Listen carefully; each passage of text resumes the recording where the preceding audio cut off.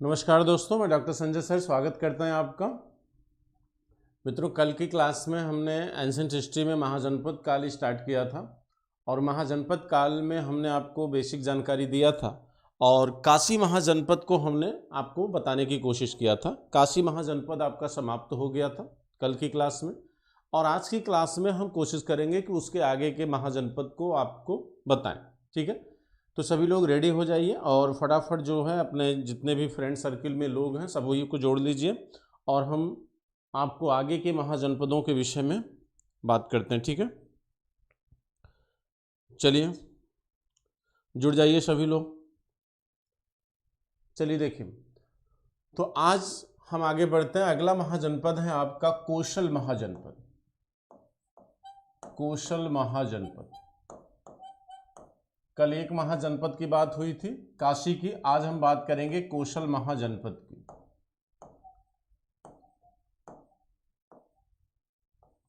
कौशल महाजनपद, ठीक है। देखिए मित्रों, कहा जाता है कौशल महाजनपद जो है ये आपके फैजाबाद मंडल में पड़ता है। किस मंडल में पड़ेगा? फैजाबाद मंडल में। ठीक है, ये आपके फैजाबाद मंडल में पड़ेगा। इसे हम दो भागों में बांटते हैं। कौशल महाजनपद को दो भागों में बांटा गया है। पहला है आपका जो है उत्तरी कौशल, उत्तरी कौशल,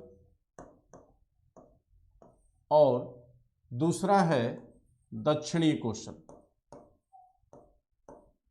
दक्षिणी कौशल की राजधानी हुआ करती थी कुशावती।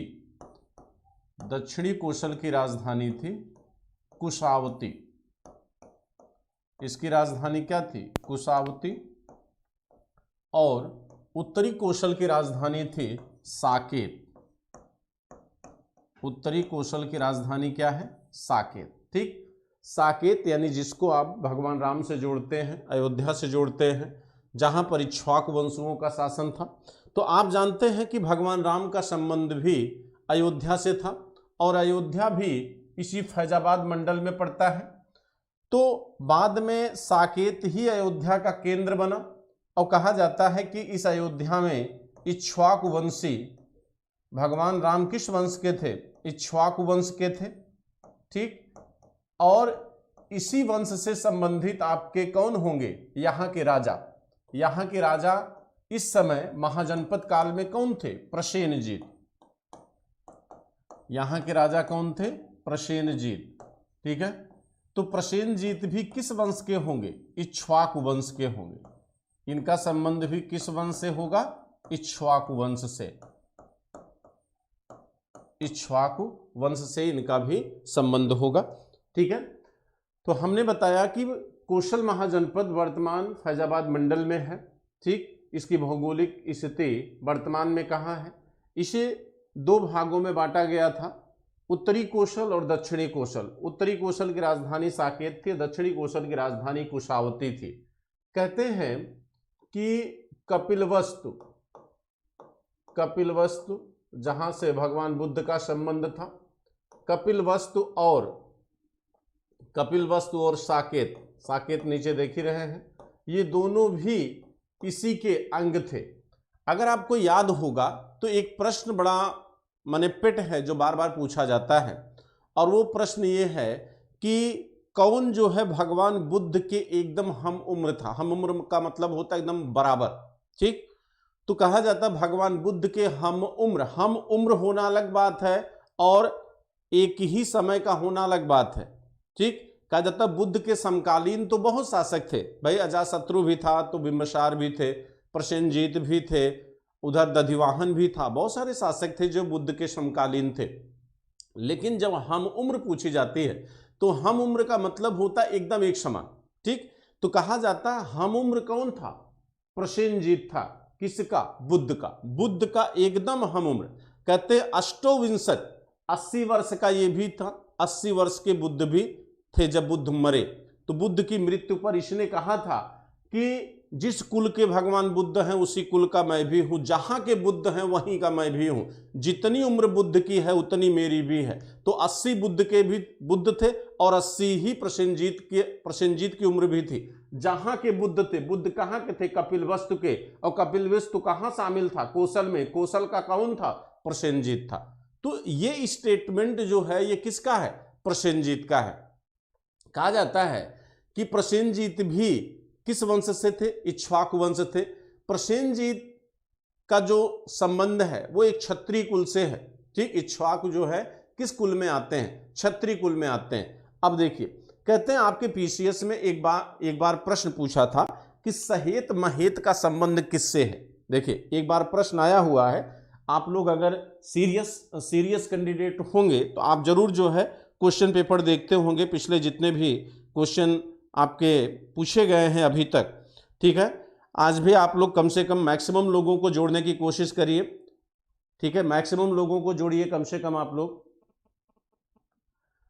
देखिए, क्लास का मजा तब आता है मित्रों जब आपकी संख्या ज्यादा से ज्यादा होती है। भाई हमको क्या मिल रहा है? अगर आपके साथ हम 1 घंटा पसीना बहा रहे हैं तो हम ये उम्मीद जरूर करते हैं कि आपका सपोर्ट मेरे साथ जरूर हो, क्योंकि आपके सपोर्ट से ही मुझे ऊर्जा मिलती है। हम आपके लिए बहुत कुछ कर सकते हैं, बस आपका समर्थन मेरे साथ होना चाहिए, एक सिंबल, एक सपोर्ट होना चाहिए।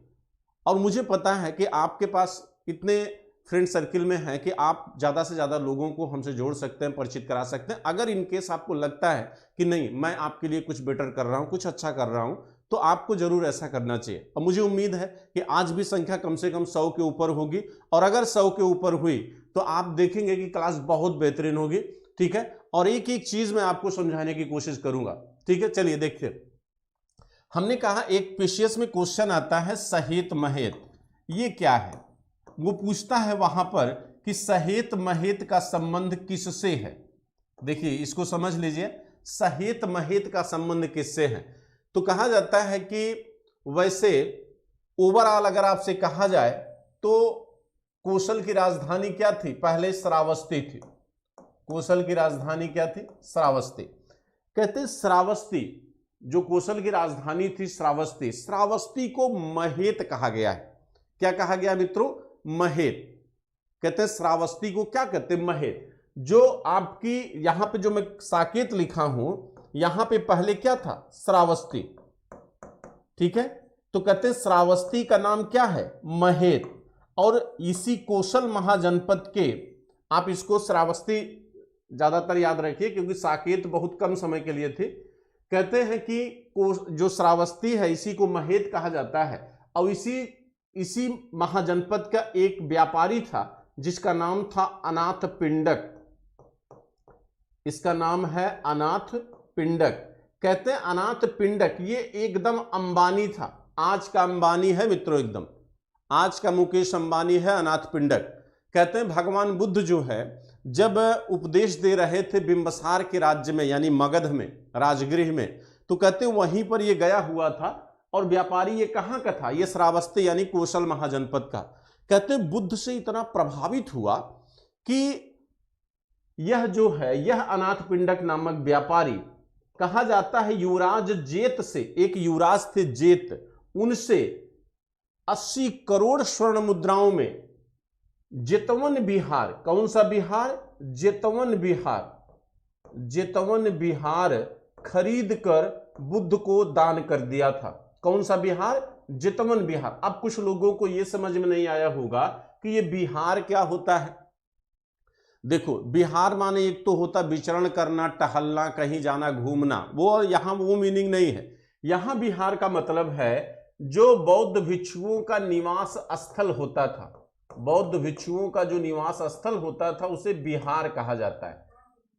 ठीक, बौद्ध भिक्षुओं का जो निवास स्थल, जैसे आज भी आप देखो बहुत सारी ऐसी सरकारी कॉलोनियां बनती हैं, रेजिडेंशियल कॉलोनियां, जैसे मयंक बिहार, फला बिहार, बहुत सारे ऐसे बिहार बनते हैं।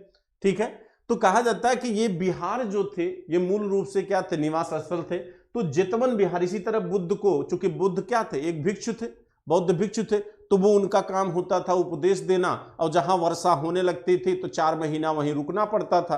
तो रुकने के लिए हर राजा या राज्य जो है उनको क्या करता था? एक जगह, एक स्थान दान करता था, उसी स्थान को बिहार कहा जाता है। जैसे वैशाली की वेश्या आम्रपाली ने आम्रवाटिका बिहार दान किया, आपके बिल्वन बिहार बिंबसार ने दान किया था, अशोकाराम बिहार दान किया गया, आपके वैशाली के लिच्छवियों द्वारा कुटाग्रशाला बिहार दान किया गया, यहाँ जितवन के द्वारा अनाथ पिंडक के द्वारा जितवन बिहार दान किया जा रहा है। तो कहने का मतलब है इसी जितवन बिहार को हम क्या कहते हैं, सहेत कहते हैं।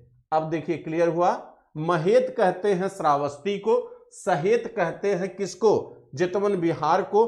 और यह जितवन बिहार भी कहां है, श्रावस्ती में ही है। तो ओवरऑल आप कह सकते हैं कि श्रावस्ती को ही सहेत और महेत कहते हैं। बात समझ में आई, समझ में आया कि नहीं आपको? तो ओवरऑल आप कह सकते हैं कि इसी को हम क्या कहते हैं, सहेत और महेत। श्रावस्ती को ही सहेत और महेत कहा जाता है। ठीक है, चलिए मुझे इंतजार रहेगा कि 100 की संख्या क्रॉस होनी चाहिए। चलिए देखिए अब आगे बढ़ते हैं। कहते हैं कि इस कौशल महाजनपद का संबंध आपके मगध से बड़ा गहरा संबंध इसका रहा, मगध से इसका बड़ा गहरा संबंध रहा मित्रों। तो चलिए थोड़ा सा हम बात करते हैं मगध के बारे में, या अगले उस पर चलते हैं। देखिए कहा जाता है कि कौशल आपका तराई क्षेत्र में है। अगर आपको मैप याद होगा तो कौशल कहां था, कौशल तराई क्षेत्र में था। ठीक है, और कहते हैं कि मगध जो है वो गंगा के किनारे है। मगध कहां है, ये गंगा के किनारे है। अब देखिए कहते हैं जिस समय कौशल के राजा प्रसेनजीत हैं, कौशल महाजनपद के राजा इस समय कौन है, प्रसेनजीत, और मगध के राजा इस समय कौन है, बिंबसार। मगध के राजा इस समय कौन है, बिंबसार। किस वंश का राजा है, हर्यक वंश का। किस वंश के राजा हैं ये, हर्यक वंश के राजा हैं। ठीक, ये देखिए ये आपका जो है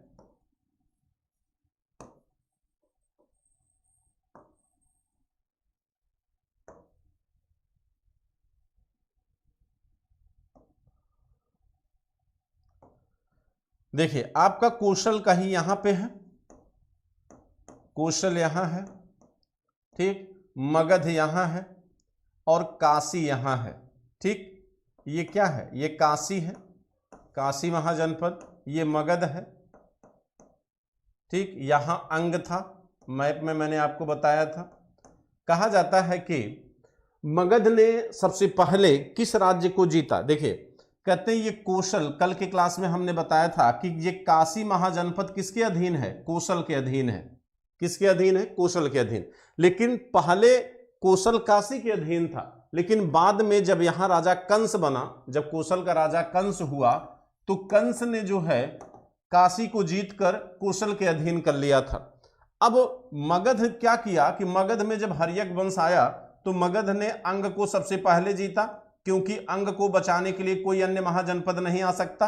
ठीक, इसलिए सबसे पहले अंग को जीता और मगध की सीमा अब कहां तक आ गई, यहां तक। ये पूरा क्षेत्र किसका हो गया, मगध का।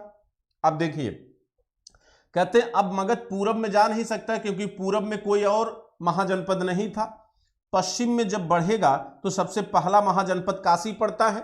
ठीक, और यह काशी अधीन है किसके, कौशल के। यहां पर अवंती है, अवंती भी काशी को चाहता है। ठीक, नीचे आपका क्या है, अस्मक है। अस्मक की प्रतिस्पर्धा किससे है, अस्मक की प्रतिस्पर्धा अवंती से है। ठीक, अब देखिए कहते हैं यहां का राजा बिंबसार सबसे पहला ऐसा राजा था जिसने युद्ध की रणनीति को बदल दिया। उसने राजनीति में एक नए संबंध को जन्म दिया और वह संबंध है वैवाहिक संबंध। कहा जाता है इसने नई चाल खेला। इस बिंबसार ने एक नया चाल राजनीति में यह खेल गया कि इसने कौशल की बहन, कौशल नरेश प्रसेनजीत की बहन महाकोशला से विवाह कर लिया। किससे विवाह किया, महाकोशला से विवाह कर लिया। और जब महाकोशला से विवाह हो गया तो कौशल के राजा प्रसेनजीत ने क्या किया कि इस काशी को दहेज के रूप में दे दिया मगध में। यानी अब यह मगध की जो सीमा है, अब जो मगध की सीमा है मित्रों, अब यह देखिए ये मगध की सीमा अब चली गई कहां पर, ये पूरा काशी, ये मगध हो गया। ठीक, तो इससे क्या हुआ कि जब भाई काशी दहेज में आ गया मगध के, तो एक तो कौशल से अच्छा संबंध हो गया, दूसरा काशी तक इसका राज्य विस्तार हो गया, तो यानी अब इधर कोई प्रबल दुश्मन उसके पास नहीं है। किसके पास? बिंबिसार के पास। तो ये बिंबिसार ने एक नए राजनीति को जन्म दिया था कौशल को लेकर। दूसरा कहते हैं कि जब इनका बेटा आया, कौन? अजातशत्रु। अजातशत्रु बिंबिसार का लड़का था, बेहद महत्वाकांक्षी था। कहते हैं अभी मैं डिटेल में कहानी नहीं बताऊंगा, वो शार्ट में बताऊंगा, ठीक, क्योंकि अभी आप महाजनपद पढ़ रहे हैं। तो अजातशत्रु ने अपने पिता बिंबिसार की हत्या किया। बिंबिसार की पत्नी है कौन? महाकोशला। बिंबिसार की पत्नी कौन है? महाकोशला। और ये महाकोशला बहन है किसकी? प्रसेनजीत की। इनकी क्या है? बहन है, ठीक। अब जब इन पति पत्नी यानी अपने माता पिता दोनों को कैद में डाल दिया और बाद में हत्या कर देता है अजातशत्रु, तो नाराज कौन होगा? प्रसेनजीत नाराज होगा। नाराज हुआ तो इसने काशी को क्या किया? ले लिया, काशी को छीन लिया। जब काशी को छीना तो ये राजनैतिक रूप से अजातशत्रु का क्या था? अपमान था। अब अजातशत्रु हमला करेगा पुनः किस पे? प्रसेनजीत पे, क्योंकि काशी उसका था। एक आधिकारिक तौर पर देखे तो काशी किसका है? प्रसेनजीत का। कहते हैं इसने हमला किया किस पे? प्रसेनजीत पे। और पहली बार प्रसेनजीत ने इसको पराजित कर दिया। किसको? अजातशत्रु को। लेकिन पुनः जो है प्रसेनजीत हार जाते हैं, और प्रसेनजीत हारने के बाद अपनी पुत्री वाजिरा का विवाह इन्होंने किससे किया? प्रसेनजीत से। यानी ममेरी भाई बहन हो गए ये दोनों। फिर विवाह हो गया और पुनः काशी दहेज के रूप में मिल गया किसको? अजातशत्रु को। तो इस तरह काशी जो है अंततः किसके अधीन आ गया? मगध के। और आप जब पढ़ेंगे मगध का उत्कर्ष जब आप पढ़ते हैं तो वहां पर इस चीज को आपको फिर से एक बार रिमाइंड कराएंगे। तो ये आपका था कौशल महाजनपद, ठीक। और मुझे उम्मीद है आप इसको अच्छे से क्या होंगे? संघर्ष माने समझ गए होंगे। लेकिन हाँ, एक चीज ध्यान रखिएगा, अगर आपसे पूछा जाए कि अजातशत्रु और प्रसेनजीत के बीच जो संघर्ष है, चूंकि पीसीएस में इस तरह से प्रश्न आता है, वो सीधे सीधे पूछ लेगा कि किस साहित्य के द्वारा प्रसेनजीत और अजातशत्रु के बीच के संघर्ष की जानकारी मिलती है, तो वह जानकारी मिलती है किससे? संयुक्त निकाय से। अब आप मुझसे ये मत पूछिएगा कि ये संयुक्त निकाय किस साहित्य या किस धर्म के साहित्य से जुड़ा है। मैं पढ़ा चुका हूं, ठीक है, पढ़ा चुका हूं, और मुझे उम्मीद है कि आप लोग इसका आंसर कर सकते हैं। तो कितने लोगों को याद आ रहा है कि संयुक्त निकाय किस साहित्य से है? बौद्ध से है कि जैन से है? किससे है? किससे ये साहित्य जुड़ा हुआ है? अभी आप लोग 75 पे बने हुए हैं, आप लोग प्रयास नहीं कर रहे हैं, ठीक है। चलिए देखिए, अब हम आगे बढ़ते हैं, तब हम भी आगे बढ़ते हैं। अब चलिए देखिए, अगला महाजनपद आपका है अंग महाजनपद। अंग महाजनपद।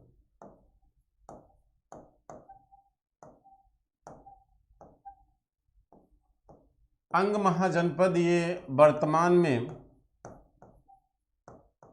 वर्तमान आपके बिहार के 2 जिलों से इसका संबंध है, भागलपुर एवं मुंगेर। भागलपुर एवं मुंगेर। भागलपुर और मुंगेर से इसका संबंध है। ये वर्तमान में कहां पे है? भागलपुर एवं मुंगेर में, ठीक है। यानी जिसे आप अंग महाजनपद कहते हैं, वर्तमान में इसका संबंध कहां से है? भागलपुर एवं मुंगेर से है, ठीक है। इस अंग महाजनपद की राजधानी जो है, इसकी राजधानी क्या थी? चंपा। इसकी राजधानी क्या है? चंपा इसकी राजधानी हुआ करती थी। और यह चंपा जो है किस नदी के तट पे है? मालिनी नदी के तट पे है। कौन सी नदी? मालिनी नदी।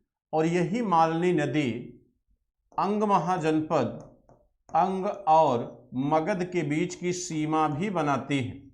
यानी इसका मतलब हुआ कि जो आपका अंग है उसके पश्चिमी तट पर, यानी पश्चिम में है ये नदी, ठीक। यानी यह जो महाजनपद है ये पूर्वी तट पे पड़ेगा चंपा के, मालिनी नदी के। तो मालिनी नदी के तट पे इसकी राजधानी चंपा है। ठीक है, कहते हैं कि अंग महाजनपद को व्यापारियों के नगर के नाम से जाना जाता है। व्यापारी माने बणिक, बणिक माने क्या होता है? व्यापारी से बणिकों का नगर यानी व्यापारियों का नगर कहा जाता है। और आप जानते हैं कि व्यापारियों का नगर जो है हमेशा समृद्ध नगर होता है, एक धनी नगर होता है। और इसीलिए कहा जाता है कि बिंबिसार ने इसीलिए सबसे पहले अंग महाजनपद को क्या किया था? जीता था। ठीक है, सबसे पहले बिंबिसार ने किस महाजनपद को जीता? अंग महाजनपद को जीता। क्यों? क्योंकि अंग जो है ये आर्थिक और व्यापारिक दृष्टि से क्या था? महत्वपूर्ण था। कहते हैं कि यहां पर जो है दो राजाओं का उल्लेख हमको दिखाई देता है। कहते हैं कि सबसे पहले यहां के राजा हुआ करते थे कौन? ब्रह्मदत्त। सबसे पहले यहां राजा कौन थे? ब्रह्मदत्त। कब? जिस समय जब बिंबिसार आए तो बिंबिसार से पहले यानी मगध में जब सत्ता आई बिंबिसार की, उससे पहले मगध में शासक हुआ करते थे भट्टीय। ध्यान से समझिएगा। कहते हैं कि मगध में भट्टीय जिस समय राजा थे, देखिए कहते हैं कि भट्टीय ये एक राजा हैं कहाँ के? मगध के। कहते हैं जब मगध में भट्टी राजा हुआ करते थे उस समय अंग में राजा कौन थे? ब्रह्मदत्त। कहते हैं अंग में राजा कौन थे? ब्रह्मदत्त। अब ध्यान समझिएगा, ब्रह्मदत्त थे, ब्रह्मदत्त। देखिए ब्रह्मदत्त थे और ब्रह्मदत्त ने इनको क्या किया था? जीत लिया था। मगध के राजा भट्टी को इसने क्या किया? जीता। और मगध जो है अधीन हो गया था किसके? अंग महाजनपद के। लेकिन जब यहां पर राजा का पद बदला यानी भट्टी के स्थान पर बिंबिसार शासक बना, एक नए वंश की स्थापना हुई, तो बिंबिसार ने इन ब्रह्मदत्त को क्या किया? जीत लिया। यानी अब कौन जीता? मगध जीता। ठीक, और मगध क्या किया? इसको जीत लिया। ठीक है, लेकिन कहा जाता है कि बाद में ब्रह्मदत्त के स्थान पर यहां राजा बने थे कौन? दधिवाहन। यहां राजा कौन बने थे? दधिवाहन। और यह दधिवाहन जैन धर्म को प्रबल समर्थन इन्होंने दिया था। किस धर्म को? जैन धर्म को। इन्होंने जैन धर्म को अपना प्रबल समर्थन दिया था और कहा जाता है कि इन्होंने जैन धर्म के प्रसार में अपना अमूल्य योगदान दिया था राजा दधिवाहन ने। ठीक है, तो इस तरह जो अंग महाजनपद है, अंग महाजनपद की राजधानी पूछी जा चुकी है, वह किस नदी पे है यह भी पूछा जा चुका है, इसलिए ध्यान रखिएगा। और एक बड़ा इंपॉर्टेंट प्रश्न आया है एक बार कि इस अंग महाजनपद की जो राजधानी है ये चंपा, इस चंपा का स्थापत्यकार कौन है? ये तो नगर है ना, ये क्या है? नगर है। तो इस चंपा नगर का स्थापत्यकार कौन था? स्थापत्यकार मतलब होता निर्माणकर्ता। तो इसके निर्माणकर्ता थे महागोविंद। कौन थे? महागोविंद। ये बहुत इंपॉर्टेंट क्वेश्चन है कि चंपा नगर का स्थापत्यकार कौन था? तो महागोविंद थे। कौन थे? महागोविंद। ये नोट कर लीजिएगा आप लोग। फिर आगे हम चलते हैं। अगला महाजनपद है जो है, अगला महाजनपद कौन है? ठीक है, अगला महाजनपद है आपका, अगला महाजनपद कोई भी एक ले लीजिए। ठीक है, चलिए अगला महाजनपद आपका है चेदी। चेदी महाजनपद। चेदी इसकी राजधानी हुआ करती थी सुक्तवती। इसकी राजधानी थी सुत्थवती। इसकी राजधानी थी सुत्थवती। ठीक है, इसकी राजधानी क्या थी? सुत्थवती। अगर इसके भौगोलिक क्षेत्र की हम बात करें कि चेदी महाजनपद का भौगोलिक क्षेत्र कहाँ था? भौगोलिक क्षेत्र, तो इसका भौगोलिक क्षेत्र मित्रों है आपका वर्तमान बुंदेलखंड। जो आपका वर्तमान बुंदेलखंड है वही इसकी वर्तमान क्या है? क्षेत्र है। कहा जाता है कि इस चेदी महाजनपद के जो राजा थे उस समय यानी महाजनपद काल में चेदी महाजनपद के राजा उपचर हुआ करते थे। यहाँ के राजा कौन थे? उपचर। यहाँ के राजा थे क्या? उपचर। यहाँ के उस समय क्या थे? राजा थे। और महाभारत काल में अगर आपको याद होगा तो इसी चेदी का ही राजा था कौन? शिशुपाल। जो भगवान कृष्ण की बुआ का लड़का था, और इस शिशुपाल की 100 गलतियां भगवान कृष्ण ने माफ किया था, लेकिन उसके बाद भगवान कृष्ण ने इसकी क्या कर दिया था, हत्या कर दिया था। तो ये आपका चेदी महाजनपद है। ठीक है, अब आगे चलते हैं। अगला है आपका वत्स महाजनपद। वत्स महाजनपद,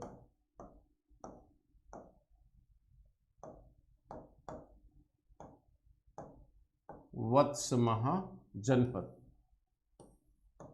ठीक है, पानी दो। अब देखिए, कहते हैं ये वत्स कहाँ है। वत्स जो है वर्तमान आपका कौशाम्बी कह सकते हैं। इसकी राजधानी क्या थी, कौशाम्बी।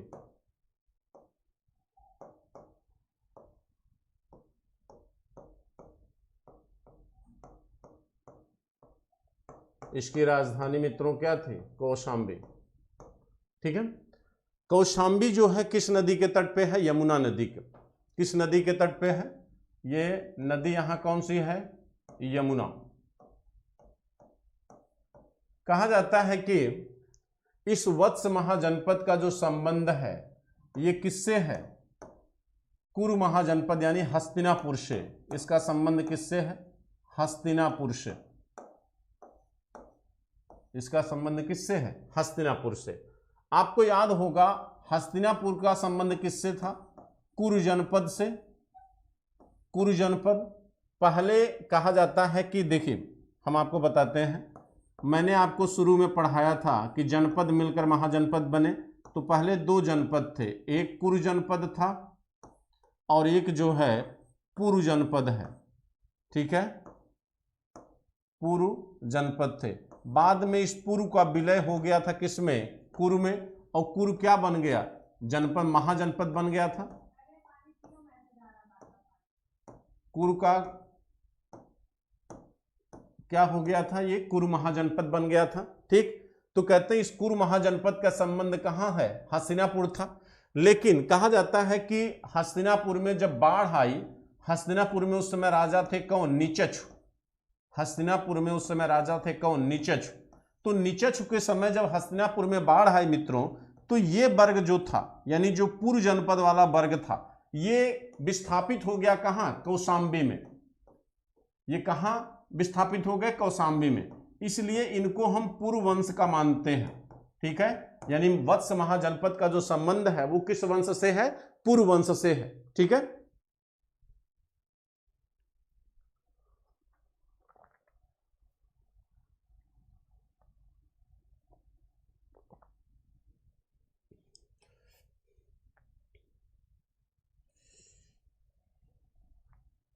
ठीक है, इसका संबंध किस वंश से है, पूर्व वंश के है। अब देखिए, कहते हैं वत्स महाजनपद के वर्तमान में, जब महाजनपद काल में यानी 600 बीसी में, 600 बीसी में यहां के राजा हुआ करते थे कौन, उदयन। अब बहुत ध्यान से सुनिएगा, कहते हैं कि 600 बीसी में वत्स, वत्स माने कौशाम्बी, यहां का राजा हुआ करता था उदयन। उदयन बेहद खूबसूरत था। उदयन जो है बेहद खूबसूरत शासक है, और कहा जाता है कि उदयन ने ही, यानी वत्स महाजनपद के प्रयास से ही मगध और अवंती, ध्यान रखिएगा 16 महाजनपदों में अवंती और मगध, अवंती आपके मालवा क्षेत्र में है, मगध आपके मध्य बिहार वाले क्षेत्र में गंगा के तट पे है। दोनों बराबर के टक्कर वाले महाजनपद थे, यानी आर्थिक रूप से दोनों संपन्न थे। क्योंकि आप अगर गौर से देखिए तो आज का जो मगध है, ठीक, उस समय के मगध का मतलब था कि वर्तमान झारखंड, छत्तीसगढ़, बिहार का क्षेत्र उसके नीचे था, और वह कहीं न कहीं खनिज संसाधन के रूप में रिच क्षेत्र है। अवंती का जो मालवा क्षेत्र है यह भी एक खनिज संसाधनों के रूप में समृद्ध क्षेत्र था। तो कहा जाता है कि अवंती और मगध में हमेशा टक्कर रहती थी, लेकिन कभी युद्ध नहीं हुआ। दोनों एक दूसरे से डरते थे। कहते हैं उन अवंती और मगध के बीच संधि किसी ने कराया था, समझौता कराया था, किसने, तो वत्स महाजनपद ने। वत्स महाजनपद ने मीडिएटर की भूमिका अवंती और मगध के बीच निभाई थी। लेकिन एक दिन हुआ क्या कि राजा उदयन जो वत्स के राजा थे, हालांकि वत्स माने राजा उदयन से पहले वत्स ने यह काम किया था, मीडिएटर वाला। ठीक है, तो कहते हैं जब राजा उदयन थे तो उदयन शिकार पे गए हुए थे, उदयन जिस समय शिकार कर रहे थे उसी समय अवंती महाजनपद के सैनिकों ने इनको गिरफ्तार कर लिया और गिरफ्तार करके ये ले गए कहां पे, अपने राज्य यानी अवंती में, जहां का राजा कौन था, चंड प्रदोत्त। चंड नाम से ही कहीं न कहीं उसके स्वभाव का आपको एहसास हो रहा होगा। तो कहते हैं कि जब ये ले गए उदयन को गिरफ्तार करके राजा चंड प्रदोत्त के पास अवंती में, तो इनको कैद खाने में डाल दिया गया उदयन को। लेकिन कहा जाता है कि यह एक बेहतर संगीत शिक्षक भी थे। उदयन क्या थे, बेहतर संगीत के शिक्षक थे, और संगीत के शिक्षक होने के कारण राजा चंड प्रदोत्त ने अपनी पुत्री वासोदत्ता का इनको शिक्षक नियुक्त कर दिया उदयन को। और कहा जाता है कि उदयन चंड प्रदोत्त की पुत्री वासोदत्ता को शिक्षा देते देते क्या किए, पंचतिड़य यानी गंधर्व विवाह की तरफ अग्रसर हो गए, यानी प्रेम हो गया दोनों लोगों में। तो हुआ ये कि इन्होंने वासोदत्ता की मदद से उस कैद खाने से क्या हुए, बाहर आ गए और दोनों भाग आए कहां पे, कौशांबी। और यहां पर अवंती के राजा चंड प्रदोत्त ने दोनों को क्या कर दिया, दोनों का विवाह करा दिया। और इसी प्रेम कहानी पर महान कवि भास ने एक नाटक लिखा है, स्वप्नवासो दत्ता। कौन सा नाटक है, स्वप्नवासो दत्ता। देखिए भास, महाकवि भास बहुत फेमस कवि हैं, इन्होंने जो नाटक लिखा है स्वप्नवासो दत्ता, ये जो नाटक है ये इसी उदयन और वासोदत्ता की प्रेम कहानी पर आधारित है। और कहा जाता है ये नाटक और महत्व तब हो गया जब वर्धन वंश के राजा हर्षवर्धन ने अपने दो नाटक प्रियदर्शिका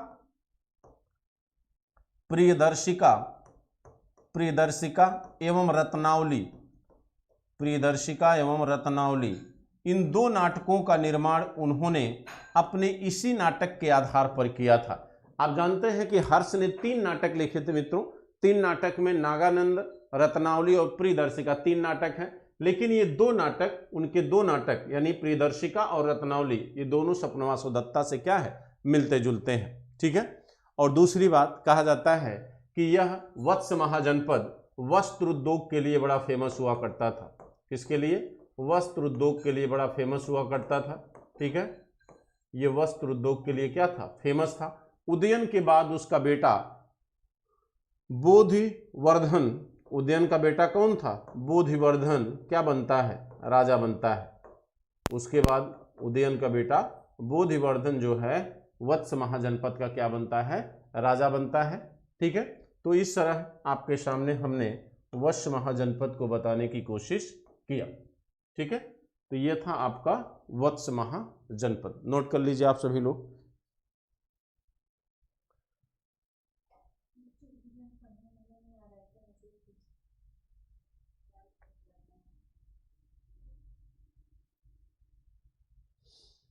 चलिए, लग रहा है आज आप लोगों को इंटरेस्ट कम आ रहा है। ठीक है,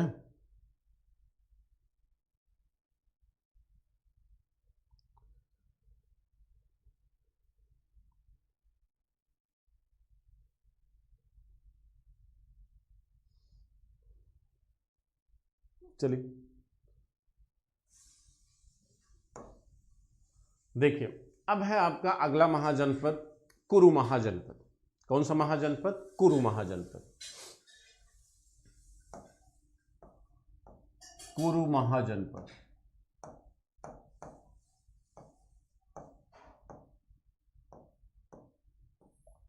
कुरु महाजनपद ये वर्तमान में कहाँ, इसकी राजधानी आप जान रहे हैं, राजधानी हस्तिनापुर है इसकी राजधानी कहाँ है, हस्तिनापुर।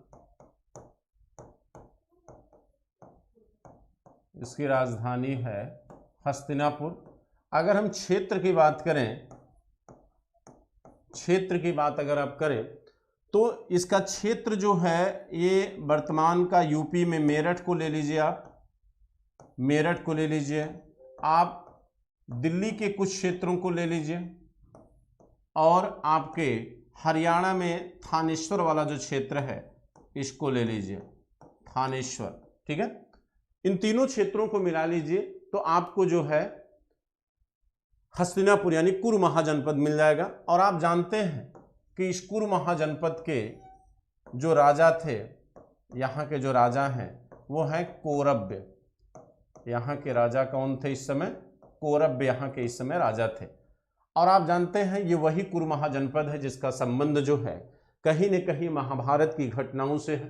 तो आप कह सकते हैं कि कुरु महाजनपद में जो राजा कौरव्य हैं इनका संबंध कहीं न कहीं उस वंशावली से है जिस वंशावली से राजा धृतराष्ट्र या राजा पांडु हुआ करते थे। उन्हीं की 5वीं वंशज ये माने जाते हैं जन्मेजय के खानदान से। ठीक, और आप जानते हैं कि जन्मेजय को मृत्युलोक का देवता अथर्ववेद में कहा गया है। तो जन्मेजय का उल्लेख भी कुछ समय पहले हुआ है, तो उसी की 5वीं पीढ़ी के बताए गए हैं। यानी कहीं न कहीं जन्मेजय में और इनमें 150 से 200 वर्षों का गैप रहा होगा, क्योंकि एक पीढ़ी सामान्यतः आज की डेट में हम 25 साल से 30 साल मानते हैं, एक जनरेशन गैप जो माना जाता है।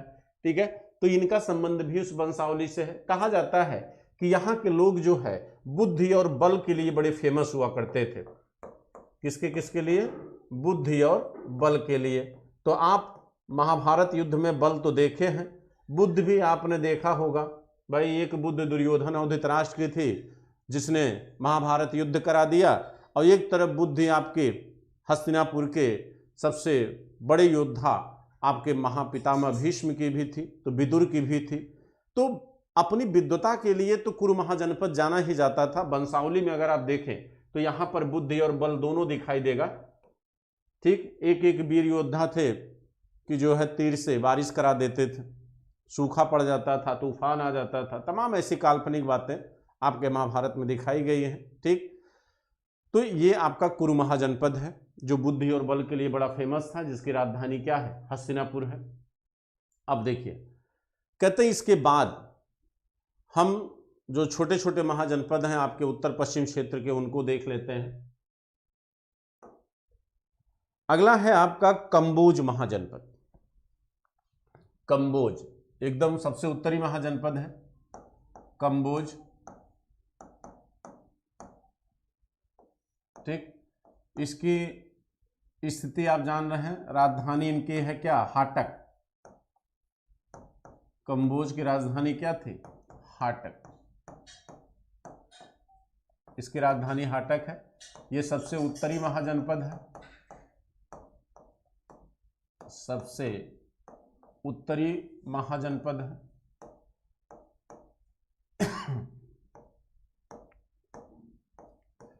कहा जाता है कि हाटक जो है ये कंबोज, इसकी जो भौगोलिक स्थिति है उस भौगोलिक स्थिति के कारण यह व्यापार के लिए बड़ा फेमस था, व्यापार के लिए प्रसिद्ध था।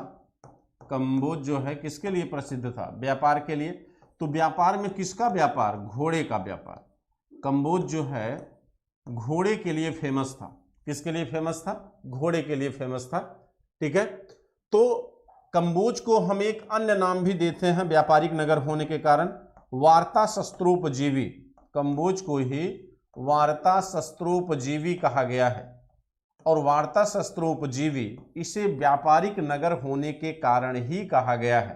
ठीक, कहा जाता है कंबोज के घोड़े बड़े फेमस हुआ करते थे, उनकी रफ्तार हिंदुस्तान के घोड़ों से बहुत ज़्यादा हुआ करते थे। इसीलिए तो गजनवी और गोरी जो भारत में युद्ध लड़े वह कम सैनिक होने के बावजूद भी आपके राजपूत राजाओं पर भारी पड़े थे। उसमें एक बड़ा अहम योगदान उनकी घुड़सवारों का भी होता था, उनके घोड़ों की काबिलियत का होता था। ठीक, और दूसरी चीज, घोड़ों पे जो उपयोग किए गए संसाधन होते थे, चूंकि भारत में उस समय सामान्य रूप से घोड़े पर उतने बेहतर संसाधन नहीं उपयोग होते थे जितना वो लोग करते थे, तो यह अपने घोड़े के व्यापार के लिए फेमस है। ठीक, इसके बाद इसके बगल में पाकिस्तान में स्थित, ये तो अफगानिस्तान में पड़ेगा, ये कहाँ पड़ेगा? अफगानिस्तान में। अफगानिस्तान, इसके बगल पाकिस्तान के तक्षशिला में एक दूसरा महाजनपद था गांधार महाजनपद, जहां के मामा शकुनी हुआ करते थे, जहां की कैकेयी हुआ करती थी। सॉरी, क्या नाम था धृतराष्ट्र की पत्नी का? गांधारी, जो मामा शकुनी की बहन थी। तो अगला महाजनपद जो है मित्रों वो है आपका क्या? गांधार महाजनपद। अगला जो महाजनपद है वो है गांधार महाजनपद। गांधार एक ऐसा स्थान है जो प्रेम के लिए भी जाना जाता है, गंधार महाजनपद। गंधार महाजनपद, ठीक है। तो गंधार महाजनपद की राजधानी क्या थी? तक्षशिला। इसकी राजधानी क्या है? तक्षशिला। यहां पर एक और नगर था, एक अतिरिक्त नगर है यहां पर, पुष्कलावली। ये बहुत आप लोग नोट कर लीजिएगा इसको, पुष्कलावली कहा जाता है। पुष्कलावली को हम एक अन्य नाम से जानते थे, चरसद्दा। ये प्रश्न बहुत बार आपके पीसीएस में आया हुआ है कि चरसद्दा किसे कहा जाता है। तो चरसद्दा कहा गया है किसको? पुष्कलावली को। पुष्कलावली नगर है कहां पर? गंधार महाजनपद के अधीन। तक्षशिला जो है, ये तक्षशिला की स्थापना राजा तक्ष के द्वारा की गई थी। तक्षशिला की स्थापना किसने किया था? राजा तक्ष ने किया था। और यह तक्षशिला जो है भारत का सबसे प्राचीन विश्वविद्यालय भी था। तक्षशिला में ही भारत का प्राचीन विश्वविद्यालय निर्मित हुआ। और यह विश्वविद्यालय जो है अपनी सैन्य एवं चिकित्सा शिक्षा के लिए जाना जाता था। सैन्य शिक्षा एवं चिकित्सा शिक्षा के लिए जाना जाता था। यहीं के प्राचार्य हुआ करते थे कौन? आपके महान विद्वान चाणक्य। यहाँ के प्राचार्य हुआ करते थे चाणक्य। कुछ समय के लिए पाणिनि भी यहाँ के प्राचार्य रहे थे। पाणिनि ने भी यहीं से शिक्षा लिया था, चाणक्य ने भी यहीं से शिक्षा लिया था, आपके कौटिल्य ने यहीं शिक्षा लिया, यहीं पर प्राचार्य भी बने। चंद्रगुप्त मौर्य यहीं से शिक्षा लिया, आपके राजा प्रसेनजीत यहीं से शिक्षा लिए।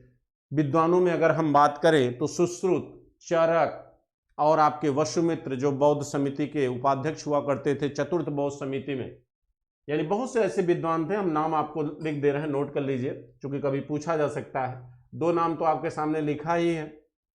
अगला है आपका चंद्रगुप्त मौर्य को आप नोट कर लीजिए। चंद्रगुप्त मौर्य यहीं से शिक्षा लिया था, कहाँ से? तक्षशिला से। चंद्रगुप्त मौर्य के बाद आप प्रसेनजीत, इन्होंने भी यहीं से शिक्षा लिया था। प्रसेनजीत की चर्चा भी हमने किया। प्रसेनजीत के बाद आप वसुमित्र जो है कनिष्क के दरबार में रहा करते थे, ये चतुर्थ बौद्ध संगीति के अध्यक्ष बने थे। इसके बाद चरक जो महान चिकित्सक थे, चरक। इसके बाद जीवक बिंबिसार के समय चिकित्सक था। जीवक जो है यहां लिख देते हैं, जीवक। इसी जीवक को वैद्य के रूप में भेजा था चंडप्रदोत्त के पास। ये जीवक कहाँ थे? हर्यक वंश के वैद्य थे। तो ये सारे लोग जो है कहाँ से चिकित्सा लिए, माने वो लिए थे, शिक्षा लिए थे? तो तक्षशिला से लिए थे, ठीक है। तो तक्षशिला का अपना एक अलग महत्व है। तक्षशिला एक अपना अलग टॉपिक है, ये बहुत आपका फेवरेट टॉपिक है मेंस का, ठीक है। प्री में भी कभी इस तरह से प्रश्न आ जाता है, इसलिए हमने आपको थोड़ा सा डिटेल में चर्चा कर दिया, ठीक है। तो हम तो अपनी तरफ से पूरा प्रयास कर रहे हैं, लेकिन आप लोग नहीं कर रहे हैं। लेकिन मुझे उम्मीद है आप लोग करेंगे, जरूर करेंगे। अगर आपको लगेगा कि नहीं सर हमारे लिए कुछ कर रहे हैं, तो आप भी करेंगे। इसे आप 20 केवल कम है, अगर आप चाहें तो ये हो सकता है 100 हो सकता है।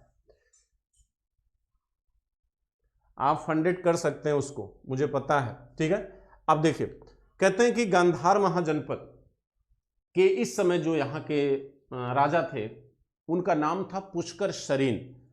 थोड़ा सा हम इसको डिलीट कर देते हैं, फिर आगे लिखते हैं, ठीक है। तो कहा जाता है कि गांधार के इस समय 16 महाजनपद में, यानी 600 BC के आसपास गांधार के राजा हुआ करते थे पुष्कर सरीन। गांधार के राजा कौन थे यहाँ पर? पुष्कर सरीन। पुष्कर सरीन यहाँ के इस समय क्या थे? राजा थे। मित्रों, पुष्कर सरीन जो है यहाँ के राजा थे। और कहा जाता है कि पुष्कर सरीन ने अवंती को पराजित किया था। अब आप सोचिए कि पुष्कर सरीन अवंती को पराजित किया होगा, तो अवंती तक पहुंचने में, अवंती मालवा क्षेत्र में है मित्रों, अवंती तक पहुंचने में कहीं न कहीं इस गांधार ने बीच के जो महाजनपद रहे, जैसे कुरु महाजनपद, मत्स्य महाजनपद, इन महाजनपदों की कहीं न कहीं इन्होंने सहानुभूति लिया होगा, ठीक। तो इसका एक अन्य प्रमाण है, ये बात सही इसलिए लग रही है क्योंकि पुष्कर सरीन ने अपना एक दूत भेजा था कहां पर, मगध में। अपना एक दूत भेजा था कहां पर, मगध में, ठीक। और यह दूत जब मगध में आया था तो कहा जाता है कि इन्होंने मगध में अपना दूत भेजा, तो मगध में दूत इन्होंने जब भेजा था तो मगध कहा जाता उस समय का सबसे श्रेष्ठ महाजनपद था, और इस मगध का प्रभाव कहीं न कहीं अन्य महाजनपदों पर रहा होगा, जिसकी वजह से पुष्कर सरीन अवंती तक अपनी सेना को ला सके और अवंती को पराजित कर सके। दूसरा, कहा जाता है कि बुद्ध के दर्शन के लिए स्वयं यह बुद्ध के पास गया था, यानी बुद्ध के दर्शन, यानी बौद्ध धर्म में इनकी क्या थी, निष्ठा थी। ये बुद्ध दर्शन के लिए स्वयं चल कर गए थे। ये एक ऐसे राजा हैं जो बुद्ध दर्शन के लिए चलकर इन्होंने यात्रा कर कर बुद्ध दर्शन किया था, ठीक है। तो इतनी जानकारी आप गांधार महाजनपद के बारे में पर्याप्त होगी, ठीक है। इससे अतिरिक्त आपका कोई प्रश्न नहीं होगा, ठीक है। अब आते हैं हम अगले महाजनपद पांचाल के लिए, ठीक है। अगला महाजनपद मित्रों आपका पांचाल महाजनपद, ठीक है। देखिए पांचाल महाजनपद, ठीक है। कहते हैं कि अगर हम क्षेत्र की बात करें तो वर्तमान में यह किस क्षेत्र में था यह, तो वर्तमान में अगर आप क्षेत्र की बात करें तो उत्तर प्रदेश का जो बदायूं जिला है, बदायूं जिला ले लीजिए आप, बरेली ले लीजिए, आपका रुहेलखंड ले लीजिए, थोड़ा बहुत आपके बुंदेलखंड का क्षेत्र भी इसमें आता था, जिसको आप वर्तमान माने उस समय जो पंचाल महाजनपद था वो वर्तमान का बदायूं, बरेली और रुहेलखंड का जो क्षेत्र है यही क्या था, पांचाल महाजनपद है, ठीक है। कहा जाता है कि जो आधुनिक कन्नौज है उसको भी आप इसी में रख सकते हैं, कन्नौज को भी शामिल कर दीजिए, नहीं तो कभी हो सकता पूछ ही ले। कन्नौज को वैसे महोदय नगर कहा जाता है इतिहास में, याद रखिएगा, पूछा भी है महोदय नगर किसे कहा जाता है। कहा जाता है कि इसकी राजधानी जो थी वह दो भागों में बटी हुई थी, उत्तरी पंचाल और दक्षिणी पंचाल। इसकी राजधानी जो है दो भागों में बटी थी,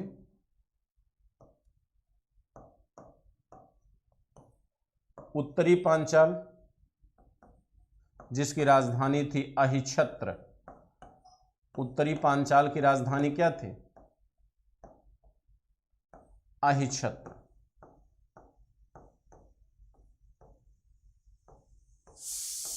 अहिछत्र, ठीक है। और दक्षिणी पांचाल की राजधानी, दक्षिणी पांचाल की राजधानी काम्पिल्य हुआ करती थी। क्या थी, काम्पिल्य, काम्पिल्य हुआ करती थी, ठीक है। और इसके बीच जो नदी है, जो बीच में नदी है इन दोनों राजधानियों को डिवाइड करती है, जो यहाँ बीच में एक नदी है उसका नाम है अचिरावती नदी। कौन सी नदी, अचिरावती नदी। और उस समय इसका नाम क्या था, अचिरावती नदी। और यही अचिरावती कौन सी नदी है, वर्तमान की राप्ती नदी। यही वर्तमान की क्या है, आपकी राप्ती नदी है मित्रों, ठीक है।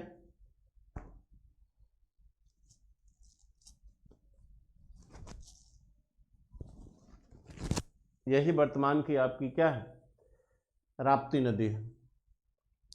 अब देखिए कहते हैं पंचाल महाजनपद का वर्तमान संबंध किनसे है, आपके बदायूं, बरेली और रुहेलखंड क्षेत्र से।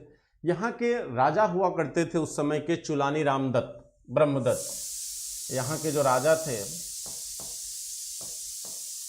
राजा का नाम था चुलानी ब्रह्मदत्त, चुलानी ब्रह्मदत्त। और ये भी बौद्ध धर्मावलंबी ही थे।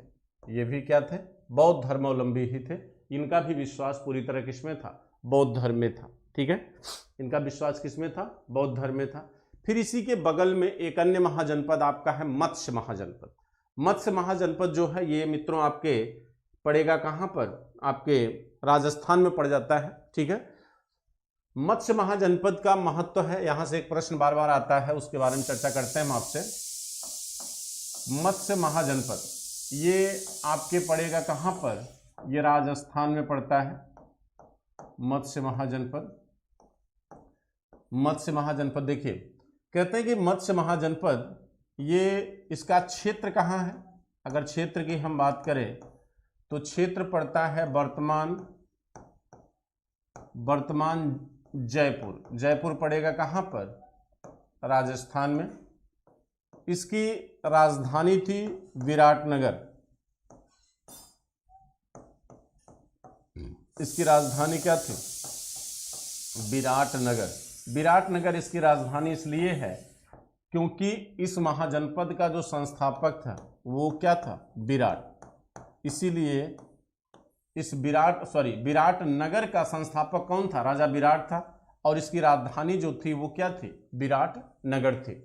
महाजनपद काल में यहाँ के राजा जो थे, राजा विराट ही यहाँ के क्या थे, राजा थे। इस समय यानी 600 BC में, 600 BC महाजनपद काल में यहाँ के राजा कौन थे, राजा विराट थे, ठीक। और राजा विराट ने ही इस नगर की स्थापना किया था, किसकी, विराटनगर की, जिसे क्या बनाया गया, राजधानी बनाया गया, ठीक है। कहा जाता है कि यह आपके जो उस समय आपका जो वर्तमान रेगिस्तान है उस क्षेत्र में नहीं पड़ता, ये उपजाऊ क्षेत्र में था ये महाजनपद जो है, ठीक है। तो ये एक समृद्ध महाजनपद के रूप में जाना जाता है विराट महाजनपद। इसका और कोई ज्यादा बहुमूल्य योगदान नहीं है जहां से प्रश्न पूछा जाए, ठीक है। इसके बाद इसी के बगल में एक छोटा महाजनपद आपका है शूरसेन महाजनपद, जिसे मथुरा कहते हो आप, शूरसेन महाजनपद, मथुरा। देखिए अगला महाजनपद है आपका शूरसेन महाजनपद। शूरसेन महाजनपद, यहां की राजधानी क्या थी, मथुरा। शूरसेन महाजनपद की राजधानी क्या है, मथुरा यहाँ की राजधानी है, जो किस नदी के तट पर है, नदी कौन सी है, नदी यमुना होगी। कौन सी नदी, यमुना, यमुना नदी, ठीक। यहाँ के राजा थे अवंतीवर्मन।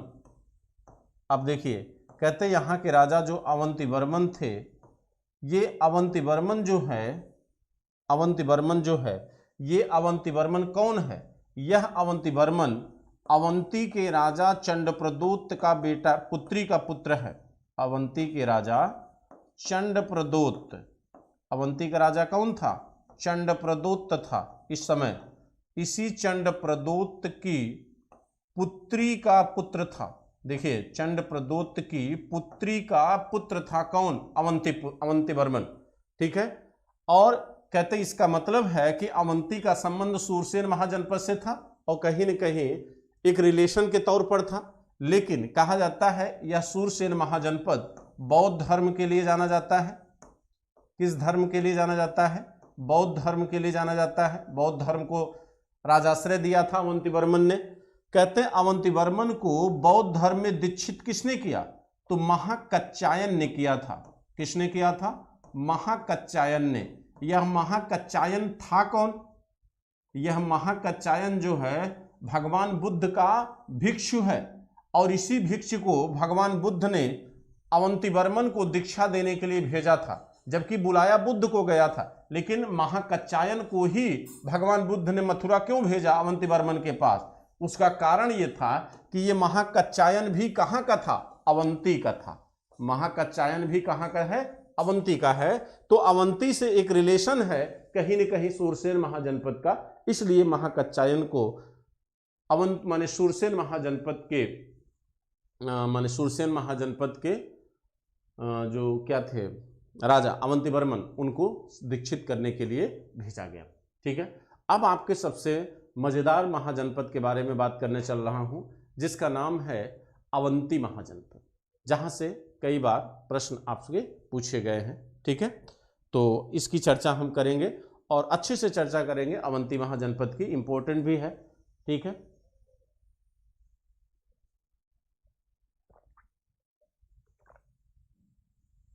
चलिए एक बार आप लोग कम से कम अपनी सर्किल बढ़ाइए थोड़ा सा।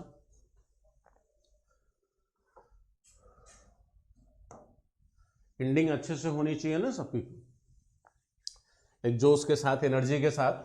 चलिए, अवंती महाजनपद, पहले भी एक चीज आप लोगों को बता दें, देखिए अभी तक हमने आपको लगभग जो है जनपदों को पढ़ा चुका हूं, ठीक है। अवंती महाजनपद के बाद आपका बचेगा वज्जी संघ बचेगा और आपका मल्ल गणराज्य बचेगा। तो वज्जी गणराज्य और मल्ल गणराज्य दोनों गणराज्य हैं और दोनों को मिला के कुल कितने गणराज्य हैं? 10। उसको एक अलग क्लास में पढ़ाएंगे, पूरा 10 गणराज्य, वहां से भी प्रश्न आता है। इसके बाद लगा मगध बचा, मगध महाजनपद बचेगा, तो मगध महाजनपद को पढ़ाएंगे मगध का उत्कर्ष से, ठीक। तो वहां पर वो कवर हो जाएगा, तो आपके 16 महाजनपद कवर हो जाएंगे। और यहां से चूंकि क्वेश्चन बहुत आते हैं, इसलिए थोड़ा सा आनंद लेके और आराम से पढ़ने की कोशिश करिए आप लोग। तो अवंती कहां पे है बेटा? अवंती हमने आपको बताया कि अवंती जो है ये वर्तमान आपका जो एमपी का मालवा वाला क्षेत्र है, नर्मदा घाटी वाला जो क्षेत्र है मालवा का, ये वही भूभाग है जहां पर अवंती महाजनपद हुआ करता था। और कहा जाता है कि अवंती महाजनपद जो है राजनीतिक रूप से मगध के बाद सबसे शक्तिशाली महाजनपद था। और उसका एक कारण ये था कि मगध खनिज संसाधनों की दृष्टि से भी बड़ा रिच था, यहाँ लोहे के बहुत सारे भंडार भी मिले थे। और दूसरा, स्वयं जो है यहाँ के राजा चंद्रप्रदोत की अपनी व्यक्तिगत योग्यता भी थी, जिसने अवंती महाजनपद को एक महत्वपूर्ण महाजनपद के रूप में उस समय प्रतिस्थापित किया, ठीक है। तो चलिए, इसकी भौगोलिक क्षेत्र कहाँ है मित्रों? इसकी भौगोलिक क्षेत्र है इसका मालवा। इसका भौगोलिक क्षेत्र कहाँ है? मालवा। मालवा इसका क्या है? भौगोलिक क्षेत्र है। कहते हैं कि इसके बाद इसकी राजधानी की हम बात करें तो राजधानी इसकी अवंती 2 भागों में बटा हुआ था। अवंती क्या था? 2 भागों में बटा था मित्रों, उत्तरी अवंती और दक्षिणी अवंती। देखिए, अवंती 2 भागों में बटा था। पहला है उत्तरी अवंती, इसको बहुत प्रेम से बहुत ध्यान से समझिएगा। उत्तरी अवंती जिसकी राजधानी हुआ करती थी उज्जैनी, और उज्जैनी एक महान शिक्षा का केंद्र है। उज्जैनी किस लिए फेमस है? अपनी शिक्षा के लिए फेमस हुआ करते थे, अपनी विद्वत परिषद के लिए फेमस हुआ करते थे। आपको याद होगा तो गुप्त वंश में चंद्रगुप्त द्वितीय ने उज्जैनी को अपनी दूसरी राजधानी बनाया था। और यहाँ पर अवंती यानी दक्षिणी अवंती की राजधानी थी। दक्षिणी अवंती की राजधानी हुआ करती थी माहिष्मती। याद आया होगा आप लोगों को? माहिष्मती नहीं याद आया? माहिष्मती, देवसेना, बाहुबली, ये वही नगर है जहां की राजकुमारी थी देवसेना, ठीक है। और आपने बाहुबली पिक्चर में बड़े अच्छे से उसको देखा होगा। कहा जाता है माहिष्मती अपनी कला के लिए आज भी बड़ा फेमस है, अपनी प्रस्तर कला के लिए बहुत फेमस है माहिष्मती। और उस मूवी में भी आपने थोड़ा बहुत उसकी झलक लिया है। तो अवंती 2 भागों में बटा था, उत्तरी अवंती और दक्षिणी अवंती। कहते हैं इन दोनों यानी अवंती को इस 2 भाग में, अवंती को, उत्तरी अवंती और दक्षिणी अवंती को कौन सी नदी 2 भागों में बांटती थी? जैसे ऊपर हमने बात किया पंचाल की, वहां चिरावती नदी 2 भागों में बांटती थी। यहां पर वेत्रावती नदी 2 भागों में बांटती। कौन सी नदी? वेत्रावती नदी। वेत्रावती नदी इसे 2 भागों में बांटती है। वेत्रावती नदी से क्या करती है? 2 भागों में डिवाइड करती है। इस समय यहां का राजा कौन है? राजा है चंद्रप्रदोत। यहां का राजा कौन है? चंद्रप्रदोत यहां का राजा है। और कहा जाता है इस मगध का अगर प्रतिस्पर्धी महाजनपद कौन था, सॉरी माने अवंती का प्रतिस्पर्धी महाजनपद कौन है? मगध था। मगध इसका प्रतिद्वंदी महाजनपद माना जाता है। लेकिन कहा जाता है कि जब तक बिंबसार मगध में शासक था, यहां पर जब तक बिंबसार था, तो कहा जाता है बिंबसार अपनी रणनीतियों और कूटनीतियों से बड़े अच्छे संबंध उसने अपने समय निर्मित किए थे। मगध जो है, कहा जाता है कि चंद्रप्रदोत को एक बार पांडु रोग हो गया। पांडु माने होता पीलिया रोग। कहते हैं जब चंडप्रद्योत को पीलिया रोग हो गया तो मगध का राजा बिंबसार, यहां देखिए कहते हैं बिंबसार जो है ये प्रतिद्वंदी था लेकिन चावाक बहुत ज्यादा था, तो कहते हैं बिंबसार ने अपने वैद्य जीवक को चिकित्सा के लिए भेजा, किसके? चंडप्रद्योत को। अब आप बताइए कि कोई दुश्मन आपको मलहम लगाए तो क्या आप उससे दुश्मनी करोगे? ये एक राजनीति का बड़ा अच्छा पासा है, अच्छा खेल है। कहते हैं यहां बिंबसार ने मित्रों वो खेल खेला और उसने कहीं न कहीं चंडप्रद्योत को चिकित्सक जीवक उपलब्ध करा के उनको कहीं न कहीं वैचारिक रूप से अपने पक्ष में कर लिया। ठीक है, तो वैचारिक रूप से अपने पक्ष में कर लिया। अच्छा, दूसरी चीज ये, अगर आपसे कहा जाए कि चंडप्रद्योत किस वंश का था तो ये बिहद्रथ वंश के थे। किस वंश के थे मित्रों? बिहद्रथ वंश से इनका संबंध था। और कहा जाता है कि अवंती का माने चंडप्रद्योत के पुत्र पालक थे। ठीक है, इनका पुत्र कौन था? पालक। इनका संबंध जो है बिहद्रथ के वंश से था और इन्होंने बीच में वत्स महाजनपद को अपने अधीन कर लिया था। अवंती से बिंबसार जब मर गया, यहाँ पर जब मगध का शासक बिंबसार समाप्त हो गया तो अजातशत्रु के समय भी अवंती से मगध का संघर्ष बना रहा। इवन कहा जाता है कि अजातशत्रु तो अवंती के डर से अपने राजधानी की किलेबंदी भी करा दिया था। लेकिन अगर आपसे कहा जाए कि अंतिम रूप से अवंती महाजनपद को मगध में किसने मिलाया, क्योंकि आप अगर राजनीतिक इतिहास पढ़ेंगे तो उसमें देखेंगे कि अंततः सारे महाजनपद जो है वो धीरे धीरे किसमें विलय हो गए? मगध में। मगध ही अपने को महाजनपद से राज्य में कन्वर्ट कर सका। तो अवंती महाजनपद मगध में कब शामिल हुआ? तो यह शामिल हुआ शिशुनाग वंश में, शिशुनाग के द्वारा। शिशुनाग ने अवंती को जीतकर मगध में क्या कर लिया था? शामिल कर लिया था। यानी दो वंश के बाद जो है यह हो पाया कि अवंती पूरी तरह से क्या हो पाया? समाप्त हो पाया। तो अब जो है आपका गणराज्य दोनों बच रहा है और वज्जी और मल्ल और मगध। तो ठीक है, मगध का उत्कर्ष एक अलग टॉपिक और वज्जी संघ एक अलग टॉपिक। ठीक है मित्रों, आप लोगों ने हमारे मनोबल को बहुत बढ़ाया। ठीक है, और अच्छा प्रयास रहा। ठीक है, जैसा भी लगा आप कमेंट बॉक्स में जाके कमेंट जरूर करिएगा और मुझे उम्मीद है कि मैं आपके लिए बहुत अच्छा कर सकता हूं और आप लोग भी प्रयास करें। ठीक है, ज़्यादा से ज़्यादा लोगों को जोड़ने की कोशिश करिए आप लोग भी।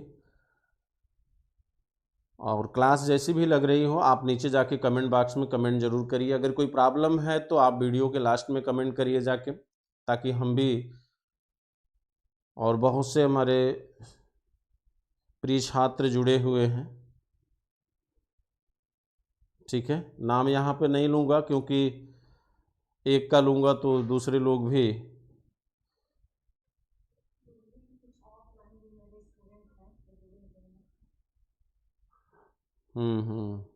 देख रहे हैं। चलिए ठीक है, बहुत अच्छा लगा जो है।